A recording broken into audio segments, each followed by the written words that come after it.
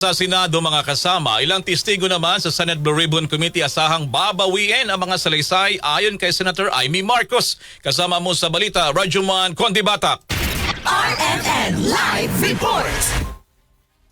Ibinulgar ni Senator Amy Marcos na sa pagdinig ng Blue Ribbon Committee sa Biyernes ay babawiin ng ilang testigo ang mga naunang salaysay tungkol sa maanumalyang flood control projects. Sa panayam, sinabi ni Senator Marcos na tiyak na magre-recant o babawiin ni dating Marine Technical Sergeant Orly Viteza at iba pang testigo ang kanilang naunang testimonya na nagdiin sa ilang opisyal sa flood control project anomaly. Iginit pa ni Senator Marcos na abangan ang mangyayari sa pagdinig at sigurado siyang isa-isang babaliktad ng mga testigo dahil ito ay pinressure, tinakot ang pamilya at tinutukan ng asawa at anak.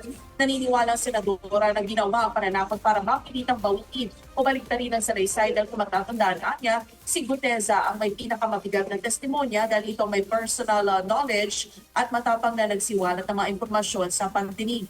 Kung matatandaan naman, si Guteza ang nagbulgar na inaatid niya ang mali-maletang salapi mula sa feedback ng flood control projects sa bahay ni dating Speaker Martin Romualdez at dating Congressman Zal Pico. That's not what's gonna happen. Ang mangyayari ngayon, magre-recant ang mga testigo. Panoorin ninyo, sigurado ako dyan. Isa-isa yan na biglang babaliktad dahil premature, tinakot ang pamilya at halos tinutukan ang asawa at anak. Sino yun? Alam na ninyo kung sino yung pinakamatindi ang testimonya. Si Guteza, ma'am? Si Guteza po ba? Kasi pinakamabigat ang kanyang testimonya.